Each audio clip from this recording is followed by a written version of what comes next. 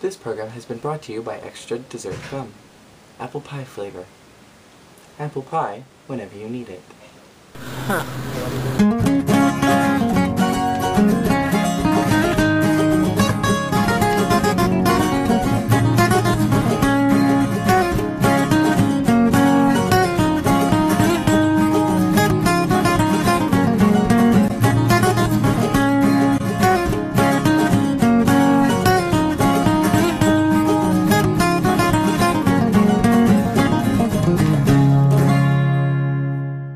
Welcome to Morning Musume Monday. My name is Jeremy. And I'm Jake! Oh gosh. And today we're reviewing Morning Musume's single Koko ni Iruze. Why are you turning it back to the camera? Because I feel like I'm in the beginning of the shot and I feel awkward. So here's the story. Morning Musume has left their secret headquarters from Do It Now and has moved into a traveling circus. And apparently they're getting kind of bored of the circus because they've decided to go travel the world, bust through people's doors and have things dropping on top of their head as they embrace this new exploration. So I think the video is really cute and I really liked it, and also the girls were hobos and explorers and they kept wiping dirt on themselves. I really like the song, I really like the video, I really didn't like the lyrics. I'm noticing a pattern with Morning Musume songs, and that pattern is this! What they do is the song will be like, hey, we have our dreams, let's face the world, and then all of a sudden it'll go from talking like about this general thing to this very specific, I love you, you love me, we'll be happy together forever. I feel like there's consistency within sections of lyrics, but I feel like when it comes to like the entire song, there's no consistency. Like the section of lyrics about face the world, you know, the world's a wonderland, here I am, I'm gonna, you know, be proud of who I am. And then there's the section that's like, you know, I love you. And then there's the section about the lonely peoples. It just really confuses me because a lot of the songs do that, where we'll go from talking about a general thing to all of a sudden it's about I love you, and then we're talking about how youth is but one page in the history of the world. Considering this is one of my more favorite songs of Morning Musume, to me the lyrics don't really get lost. However, I do think there was a little bit of translation issues. I think that as far as the lyrics are concerned, it goes from a very general topic of talking about the world and exploration and being able to move forward, but I think also it is very much an analogy for love and wanting to explore that love as well. And even though the girls are clowns in a circus who become explorers, I think that really all they want is to go and explore the world of love. Summer night down, smile, smile, smile.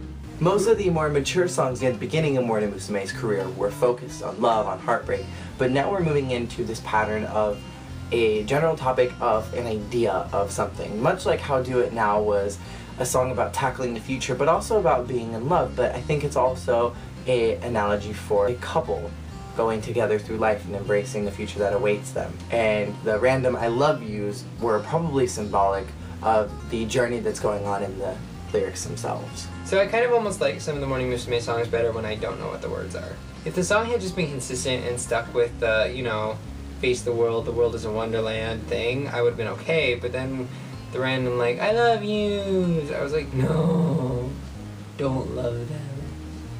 Just be adventurers, please. By the way, it should be noted that we are not in Jeremy's apartment. We are, in fact, in my room. So this is special Jacob's Room edition of Morning Musume Monday. I have questions. Okay, ask them. 1. Why were they busting out of the pictures? 2. Why did they have money falling on them? American money falling on them in Peru? And why did they have rocks falling on them in Egypt?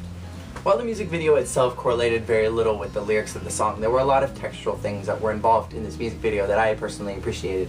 The fact that they were busting out of different sceneries with things coming on top of them, I think that represented parts of where they were supposed to be at. So, such as in Mount Everest, there was snow coming down on them. When they went through the pyramids in Egypt, there were rocks coming down. Possibly they were breaking into one of the crypts, which is creepy, but hey.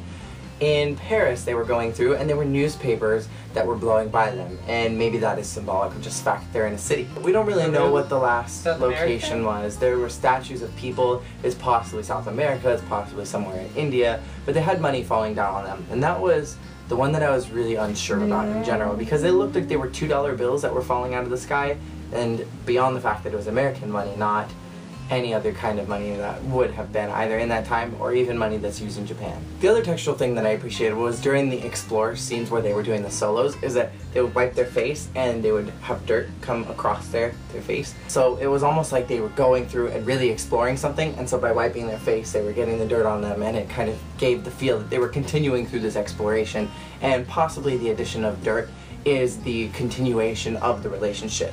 I think as far as the saluting, I think maybe it was just a part of the dance and maybe just a part of the choreography for the song, because really the whole dance was pretty much non sequitur as far as the lyrics were concerned.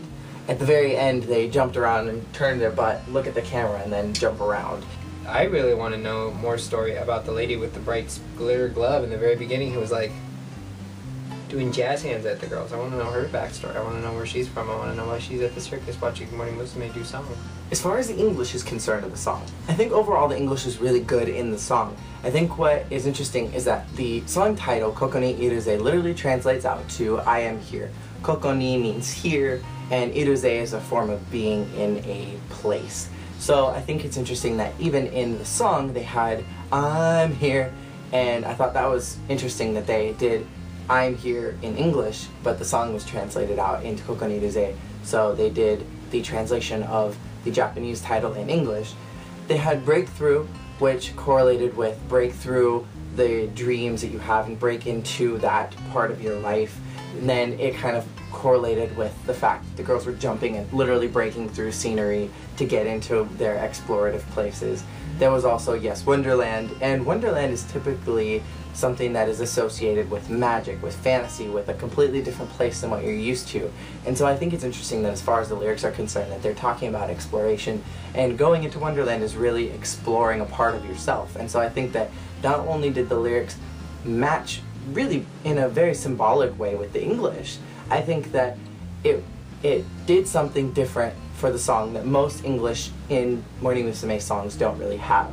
I think it's interesting that Koko ni Iruze used Wonderland as a symbolic reference to what was going on in the lyrics. At the very end, the only thing that didn't really work with it was the whoa whoa whoa lonely boys and girls, whoa whoa whoa lonely boys and girls. And that just didn't really work for me.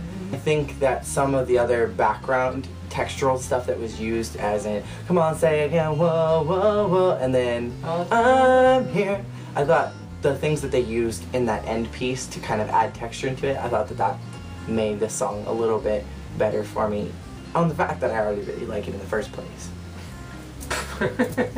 Another thing that I super loved about the song is that the lines were evenly distributed, and they kind of was like butter on bread, that everybody got a line. Nobody really outshone anybody else, and I liked that. I thought it was cool that they had kind of brought the fourth generation back to the forefront, because Do It Now, in my opinion, was very much a fifth generation song and really just focused on them as far as being the future of Morning Musume. And I thought it was interesting that they put the fourth gen back into, I guess, the middle of it. I thought Mari stood out a little bit, but maybe it's just because she had one of the early lines. So that could be why I thought she stood out. I think for me, Ibon really stood out, especially just because of the scene where they were breaking through France and she just has this gigantic baguette and bites through it. But I do have to say that that bread looked stale and gross, and it looks like she spit it out. Why would she do that? That's tacky and gross. She literally was like... One of my favorite parts was when Suji got hit in the head with the rock, because her reaction was just the best. She was like, yeah, we're coming out of the thing! I hit something. It was something like that. I mean, I know that was pretty dead on. It was like Suji was right here. I'm sorry I didn't have a lot to say this week, you guys. Honestly, this video was neither here nor there for me. There was nothing about this video that stood out so much that I was like, wow, that was cool, this was awesome, this was cool. For me, this was a very middle-of-the-road song and video. It was not bad. I'm not saying it was bad by any means. I really enjoyed it. However, it was just not... It was not the most exciting thing I've seen in a while. So, sorry, you guys. So last week, for Do It Now, we asked if you guys thought that Do It Now was an appropriate graduation song for Gotomaki. And every single one of you thought it was an appropriate song for it. However, there was one particular comment that I wanted to highlight because I thought it was really deep and inspirational and cool, and so that comment is here.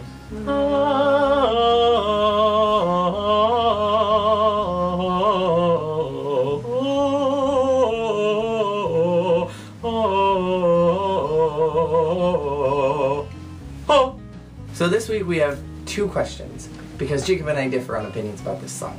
So we figured we'd differ on questions too. My question is, how stale do you think that bread really was? Cause I'm thinking that bread's been sitting out for like a week now, and it's just like crusty, and she bit it and it turned into dust in her mouth, and that's why she was like. And my question is, if you could drop anything on the girls from any of those sceneries, what would you drop? I think I would personally drop little strands and pieces of the blue dresses from Summer Night Town on Yaguchi and Yasuda. Not my blue dresses! Thank you guys for watching the video. Stay tuned. You know Jeremy is doing vlog every day on his channel, so there will always be more videos. I will likely be in many of them, which that's not a reason to watch. I don't know what is. Stay tuned for next week's Morning Musume Monday, where we will be talking about Hey! And yes, please visit my channel. I've got some new videos up too. Shameless self-promotion. Thank you guys so much for watching. I'm Jake. And I'm Jeremy. And this has been Morning Musume Monday. Peace out. Hey! Itadakimasu. Whoa!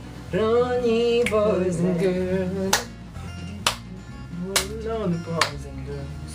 Whoa, whoa, whoa, whoa, whoa.